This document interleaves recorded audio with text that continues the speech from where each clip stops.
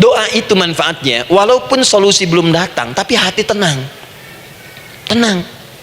Jadi kalau mau curhat-curhat sama Allah, sampaikan, minta, mohon, berikan. Minimal tenang. Saya kasih rahasia ya. Ini di antara kita saja nih. Lihat sini. Baik. Buka Quran surat 7 ayat 205. Quran surat 7 ayat 205. Doa itu disebut zikir di ayat itu. Jadi kalau ibu sedang berdoa, itu sedang berzikir. Wadhkur rabbaka fi nafsika tadarruan wa khifatan wa dunal jahri minal qaul. Ada ayatnya? Oke. Pakai Rabb lagi kan? Wadhkur rabbaka. Kalau engkau punya masalah, kata Allah, sekecil apapun, di rumah tangga kah, di kantor kah, kehidupan sosial kah, kata Allah, ayat sebut, minta kepada Allah, berdoa. Doa disebut dengan zikir. Zikir itu semua kegiatan yang membuat kita ingat Allah. Zikir.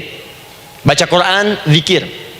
Dalilnya Quran surah ke-15 ayat 9. Inna nahnu nazzalna dzikra. Kami turunkan Al-Quran sebagai zikir.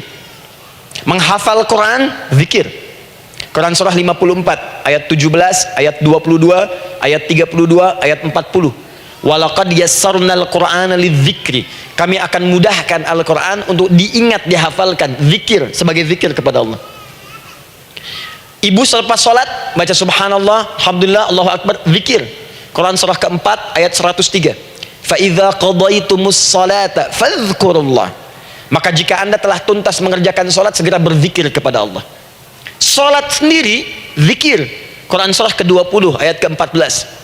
Innani anallahu la ilaha illa ana fa'budni wa aqimis salata li dzikri.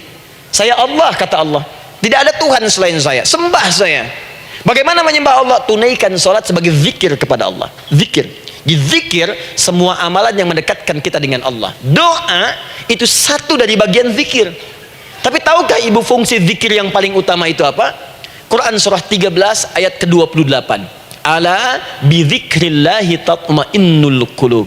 Yakinkan pada dirimu, kalau zikirmu benar kepada Allah, maka dia akan berdampak kepada hati menjadi lebih tenang.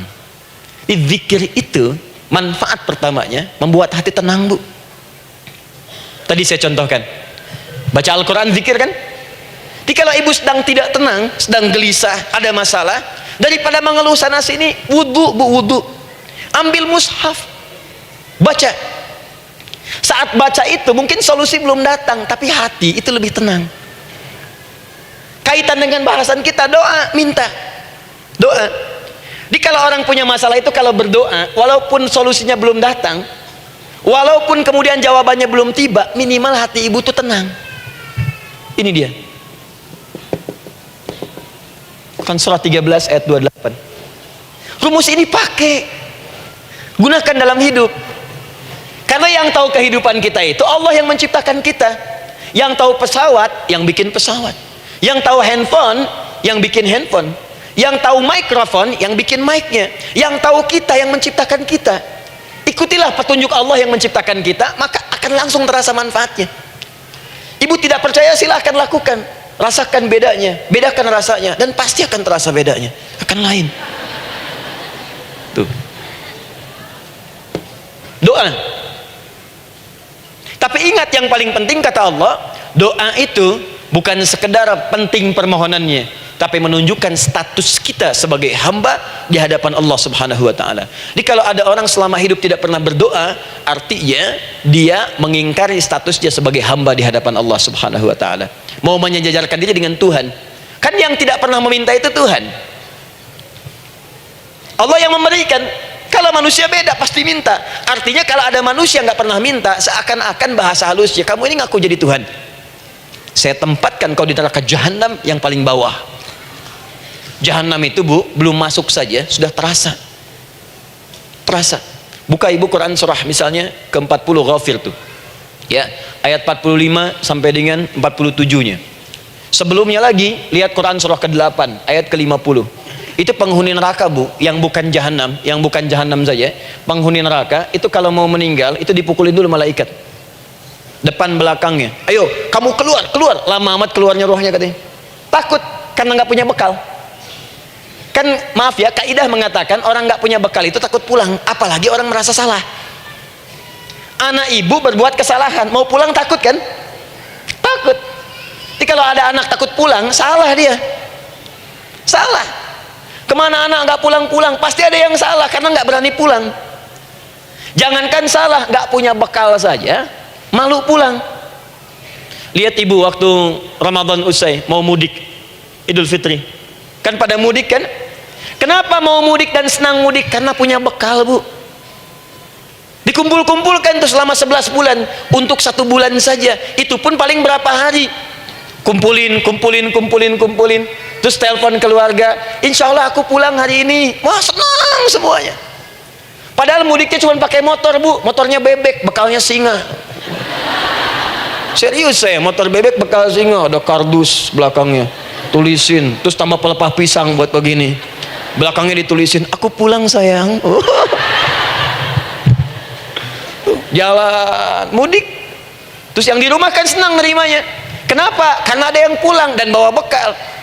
Saya pernah tanya pada seseorang, kenapa anda nggak mudik? Nggak ada bekal Ustaz. Nggak ada bekal, malu pulang. Kebayang nggak saat pulang menghadap Allah nggak punya bekal? Malu pulang, apalagi punya banyak salah, jadi nggak mau keluar rohnya. Malaikatnya geram, dipukulin sama malaikat, pukul depannya, pukul depan. Kamu ini cepat keluar, cepat keluar, cepat keluar, keluar. Malu pulang. Tapi kalau punya bekal enak, dan yang nyambut langsung malaikat. Bahkan nanti ada satu amalan saat dikerjakan, itu orang ini sudah masuk surga, tapi semua malaikat di semua pintu surga yang 8 itu datang mengunjungi dia mengucapkan selamat. Itu ada di Quran surah 13 ayat 24. Salamun alaikum bima sabartum fa ni'ma uqbaddar. Selamat ya saat di dunia sabar mencari bekal, dan ini bekal terbaik yang kamu dapatkan, silahkan nikmati surga yang kamu rindukan itu. Ini nikmat-nikmatnya tempat yang pernah nanti kamu kunjungi. Dan tinggal abadi di situ. Yang nyambut malaikat. Bayangkan semua malaikat, Bu. Semua malaikat dari pintu surga datang nyambut dia. Wah, Masya Allah, malaikat Jibril, Israfil, malaikat maut. Maaf ya, dicabut kemarin. Biasa, selamat. Dunia aja kalau ada yang nyambut senang kan? Rumah dicat, datang sambut depan rumah, semua hidangan ada. Oh, Masya Allah. Bahkan yang tidak ada jadi ada. Luarnya kongguan, dalamnya rangginang gitu kan. Wah, muncul semua. Paham ya? Nah, jadi ini bagian pertama. Jadi kita katakan kenapa manusia mesti berdoa? Jawabannya karena manusia itu hamba, dan doa itu adalah fitrah, bagian dari kehidupan. Kenapa manusia mesti berdoa? Karena ada komitmen dari Allah, setiap dia mendapatkan sebuah persoalan, maka Allah akan jawab dan berikan jawaban dari semua persoalannya. Jalan mendapatkan jawaban itu adalah doa. Kenapa manusia mesti berdoa? Karena dia butuh dengan Allah. Dan puncaknya, kenapa dia mesti berdoa? Karena Allah ingin membahagiakan kehidupan dunianya sebelum sampai keabadiannya di akhirat.